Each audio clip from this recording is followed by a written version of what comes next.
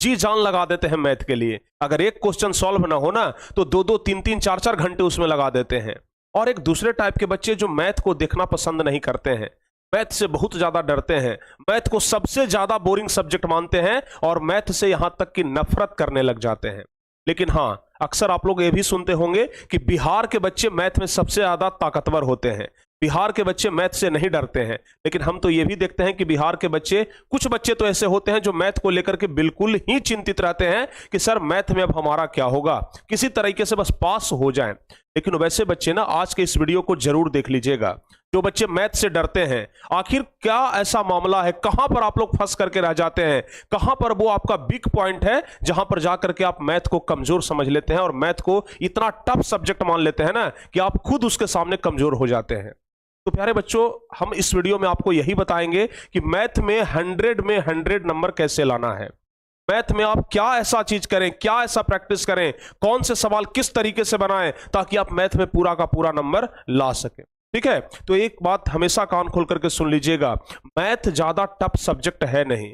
आप लोग जब किताब लेकर के बैठते हैं सॉल्व करने के लिए, जब पहला नंबर क्वेश्चन सॉल्व हो जाता है ना, तो फिर स्वतः आपका मन करता है कि हम दूसरा नंबर क्वेश्चन सॉल्व कर लें। अगर दूसरा नंबर क्वेश्चन सॉल्व कर लेते हैं तो फिर आपका फिर से मन करता है कि हम तीसरा नंबर सॉल्व कर लें। और उसी तरीके से अगर क्वेश्चन सॉल्व होते जाए ना तो पूरा चैप्टर आप खत्म कर लेते हैं। और अगर चैप्टर खत्म हो जाता है, धीरे धीरे करके पूरा बुक खत्म हो जाता है।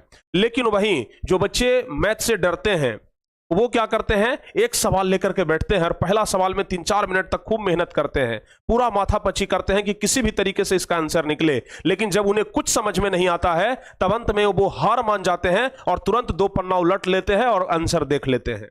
ये आपका सबसे बिग पॉइंट है। मैथ में तो कभी आंसर देखना नहीं चाहिए, ये आप ध्यान रखिएगा। और दूसरी बात, मैथ में अगर आप 100 में 100 नंबर लाना चाहते हैं तो इस वीडियो को पूरा देखिए। आपको इस वीडियो में वैसे वैसे फैक्टर बताएंगे जो कि आपको लगेगा कि अरे भाई, आज के पहले हमारे दिमाग में यह बात क्यों नहीं घुसा था। तो प्यारे बच्चों, हम उम्मीद करते हैं कि आप लोग इस वीडियो को पूरा देखेंगे और सिर्फ देखेंगे ही नहीं, दूसरों को भी दिखाएंगे, यानी कि इस वीडियो को ज्यादा से ज्यादा आप लोग शेयर करेंगे। और अगर वीडियो अच्छा लगे तो लाइक ठोकना मत भूलिएगा। और इस चैनल पर अगर नए हैं, पहली बार आए हैं, तो जरा चैनल को खोल करके देखिएगा, आपको बहुत ज्यादा मदद मिलेगा। और जब लगे कि हाँ भाई चैनल सब्सक्राइब करने लायक है तो फिर प्यारे बच्चों सब्सक्राइब भी जरूर कर लीजिएगा। चलिए हम इस क्लास को शुरू करते हैं। उम्मीद करते हैं कि आप लोग एकदम अच्छे से होंगे और मन लगा करके पढ़ाई कर रहे होंगे, बोर्ड की तैयारी में जी जान लगा करके लगे होंगे कि भाई सिर्फ मैथ में ही नहीं, मैथ के अलावा science, social science, Hindi, Sanskrit, अंग्रेजी, हर एक सब्जेक्ट में हम इस बार फोड़ करके रख दें और हर एक सब्जेक्ट में हमारा पूरा नंबर आए, 100 में 100 आए। लेकिन यह संभव प्यारे बच्चों बहुत रेयर केस में होता है। आप लोग को पता है ना कि साइंस, सोशल साइंस, हिंदी, ये सब सब्जेक्ट ऐसा है ना, हार्डली 98, 99 नंबर जा सकता है, लेकिन 100 में 100 बहुत रेयर केस में मिलता है। लेकिन मैथ एक ऐसा सब्जेक्ट है जहां देखेंगे कि अधिकांश बच्चों को ना जो पूरा पूरा बना करके आए हैं वहां 100 में 100 है। पता है क्यों? क्योंकि मैथ में हर्षिकार, दीर्घिकार या फिर स्पेलिंग मिस्टेक का तो कोई मायने रहता नहीं है। यहां पर तो सीधे आपको सॉल्यूशन निकालना है। और मैथ एक ऐसा सब्जेक्ट है, अगर आप पूरा सॉल्व नहीं करते, अगर आधा सॉल्व भी कर लेते हैं ना, फिर आपको आधा नंबर मिल जाएगा। समझ गए? अगर 1/4 भाग भी सॉल्व कर लेते हैं तो आपको 1/4 नंबर मिल जाएगा। यानी कि जितना मेहनत उतना आपको मेहनताना उसका मिल जाता है। समझ गए? तो हम प्यारे बच्चों इस वीडियो में आपको यही बताएंगे कि मैथ के जो सवाल होते हैं उसको किस तरीके से डील करना है।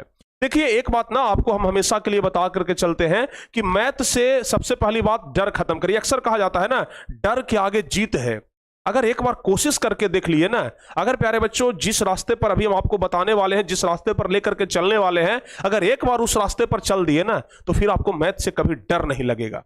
चलिए तो इस वीडियो को हम आगे बढ़ाते हैं। और हां, खास करके बिहार के बच्चों के लिए हम एक स्पेशल कोर्स चला रहे हैं। अगर आप बिहार बोर्ड में मैट्रिक परीक्षा देने वाले हैं 2024 में, यानी कि इसी वर्ष, तो फिर प्यारे बच्चों आप लोगों को ये क्रैश कोर्स में जरूर जुड़ना चाहिए, जहां पर हम आपको सिर्फ और सिर्फ वही चीज बताएंगे जिससे कि आपका बोर्ड एग्जाम में नंबर इंक्रीज हो, बोर्ड एग्जाम में नंबर बढ़े।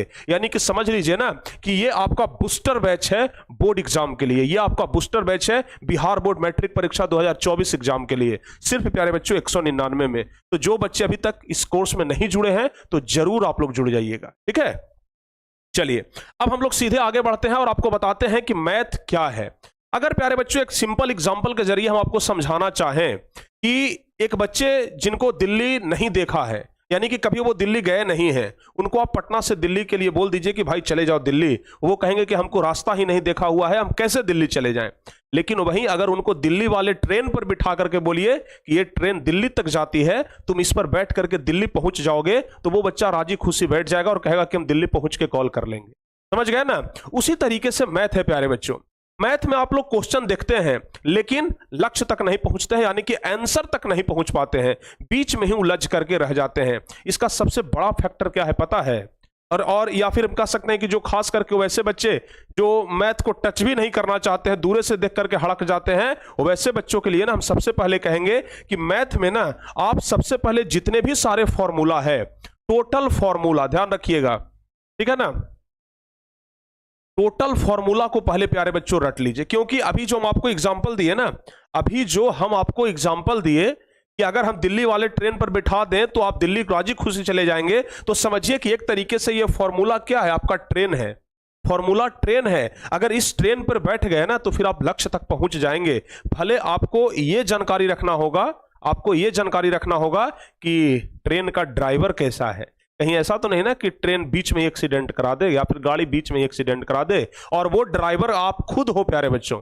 समझ गए ना? ये फॉर्मूला तो सिर्फ एक ट्रेन है जो आगे बढ़ती जाएंगी, किस तरीके से उसे हैंडल करना है, किस तरीके से किधर स्टीयरिंग मोड़ना है, ये आप पर निर्भर करता है। समझ गए? तो ये फॉर्मूला एक गाड़ी है जिस पर आप बैठ गए तो आप आंसर तक पहुंच ही जाएंगे। तो इसलिए जितने भी सारे फॉर्मूले हैं क्लास 10th में या फिर आप किसी भी क्लास में हो, अगर जितने भी सारे फॉर्मूले हैं तो पूरा फॉर्मूला आपके माइंड में होना चाहिए, पूरा फॉर्मूला आपके दिमाग में होना चाहिए। कभी भी कहीं भी किस फॉर्मूला का जरूरत पड़े तुरंत वो दिमाग में आना चाहिए और दिमाग से निकल करके कॉपी में छप जाना चाहिए।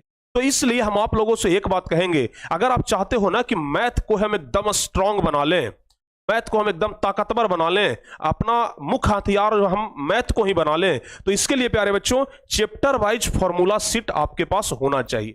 हम क्या बोल रहे हैं ध्यान रखिएगा, आपके पास ना chapter wise formula seat, chapter wise formula seat आपके पास होना ही चाहिए, तभी जाकर के आप मैथ को बढ़िया से डील कर पाओगे। समझ गए? तो आज और अभी एक बात ध्यान रखना, आज और अभी आप लोग अगर फॉर्मूला सीट नहीं बनाए हो तो आज और अभी प्यारे बच्चों फॉर्मूला सीट बना लीजिए और हर एक सप्ताह में उसे ना रिवाइज करिए। देखिए फॉर्मूला आपको याद होना बहुत ही ज्यादा जरूरी है, और अगर फॉर्मूला पूरा याद हो गया तो डायरेक्ट क्वेश्चन सॉल्व मत करिए। समझ गए ना? डायरेक्ट क्वेश्चन सॉल्व मत करिए, फंस जाइएगा।